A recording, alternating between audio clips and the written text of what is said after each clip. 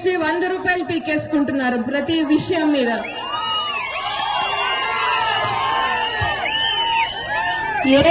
ఏ రకంలోనూ ఏ రంగంలో ఉన్న పిల్లలు గాని, మహిళలు గాని, పెద్దలు గాని, యువకులు గాని, రైతులు గాని ఎవరు సంతోషంగా లేరు.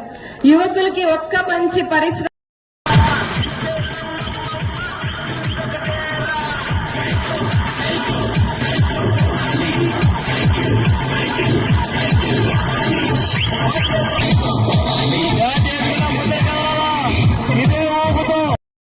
కోట్లు అప్పు చేశారు కదా, దాన్ని తీర్చుకోవడానికి ల్యాండ్ టైటిలింగ్ యాక్ట్. ఏమంటే మన భూమి పత్రాలంతా వాళ్ళు తీసేసుకుంటారంట, జగనన్న ఫోటో వేసుకుంటారంట, దాని మీద వాళ్ళు అప్పులు తెచ్చుకుంటారు. మనము మన తాతలు కష్టపడి సంపాదించిన ఆస్తినంతా వాళ్ళు తీసేసుకుంటారంట. ఇది అని ప్రభుత్వము ఒక్కసారి మనం ప్రశ్నించాలి. మనం కష్టపడి సంపాదిస్తే వాళ్ళు తీసుకొని దానిల మీద అప్పులు తెచ్చి ఈసారి రాజధాని లేకోకుండా చేశారు. ఈసారి ఇంకొక ఛాన్స్ కింద ఇచ్చి తప్పు చేస్తే ప్రజలు ఈసారి రాష్ట్రమే లేకోకుండా పోతుంది. ఆంధ్రప్రదేశ్ రాష్ట్రం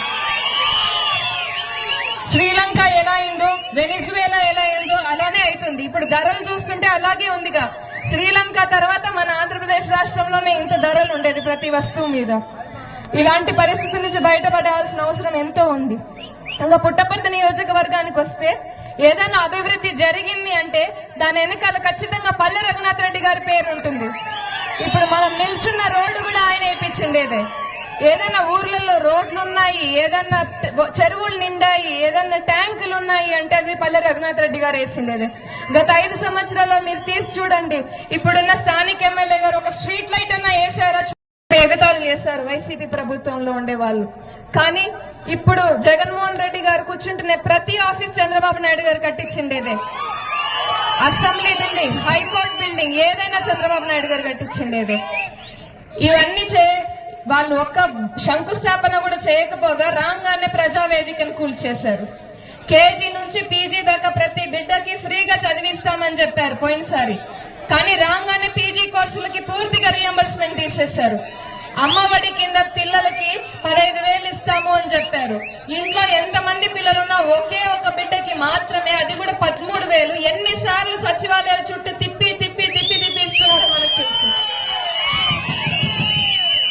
ఒక్క ఛాన్స్ అని ఇచ్చి ఇంత తప్పులు చేసి పెట్టారు. ఎంత మన రాష్ట్రాన్ని ఒక రాతి యుగంలోకే తీసుకెళ్లిపోయారు వాళ్ళు. ఇలాంటి పరిస్థితుల నుంచి బయటపడే అవసరం ఎంతో ఉంది. 3 రాజధానులని చెప్పారు. ఇప్పుడు చెప్పుకోవడానికి పేరుకి ఒక్క రాజధాని కూడా లేకోకుండా పోయింది మన రాష్ట్రానికి. సిగ్గుగా ఉంది ఇలాంటి ప్లేస్ లో ఉండడానికి కూడా వాళ్ళు చేసిందే పని వల్ల.